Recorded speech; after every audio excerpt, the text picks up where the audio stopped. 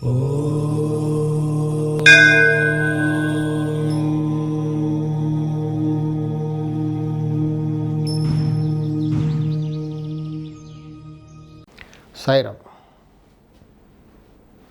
బీరువా ఎక్కడ పెట్టాలి అనేది చాలామందికి ఒక పెద్ద సమస్య.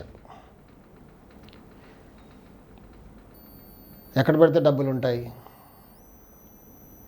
నైరుతిలో పెట్టాలా? అంటే బరువు ఎక్కడ పెడతాం? జనరల్గా అందరికీ తెలిసింది ఏంటంటే నైరుతిలో బరువు ఉండాలి, వాస్తుపరంగా ఫండమెంటల్ అది. సో అలమారి తీసుకెళ్ళి అక్కడ పెడతాం. సో దాంట్లోనే డబ్బులు పెట్టుకుంటాం. ఉత్తరం ఎలాంటిది? కానీ కుబేరస్థానం, కొంతమంది ఏం చెప్తున్నారంటే కుబేరస్థానం అంటే ఉత్తరం కుబేరస్థానం. సరే, ఒప్పుకుంటాను. ఉత్తరంలో బీరువా పెట్టండి, ఉత్తరంలో ఆ మధ్యలో ఉత్తరంలో పెట్టేసి దాంట్లో డబ్బులు పెట్టుకోండి, హాయిగా డబ్బులు ఉంటాయి అందులో అని చెప్తున్నారు.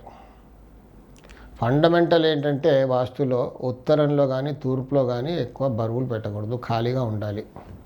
మరి బీరువా పెడితే ఏమవుతుంది? బరువు అయిపోతుంది కదా.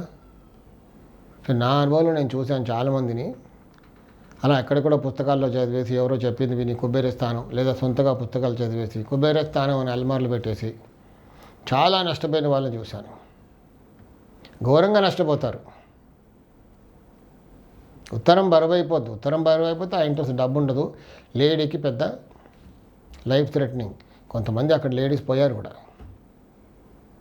పెద్ద అల్మార్లు పెట్టేస్తారు కొందరు తీసుకొచ్చి, డబ్బు ఉంటుందని.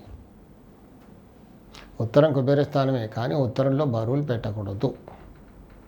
హాయిగా నైరుతిలో కానీ పశ్చిమంలో కానీ దక్షిణంలో కానీ పెట్టుకుంటే ఉంటాయి. డబ్బులు నిల్వ ఉండాలంటే ఇల్లు అంతా కూడా వాస్తుపరంగా ఉండాలి. ఉంటే డబ్బులు వస్తాయి. ఎక్కడ పెట్టుకున్నా నిల్వ ఉంటాయి. ఎట్టి పరిస్థితుల్లో ఉత్తరంలో కుబేరస్థానం అని మాత్రం అల్మార్లు పెట్టుకోకూడదు. ఎంతమంది చెప్పినా వినకండి, అలా పెట్టుకోకూడదు.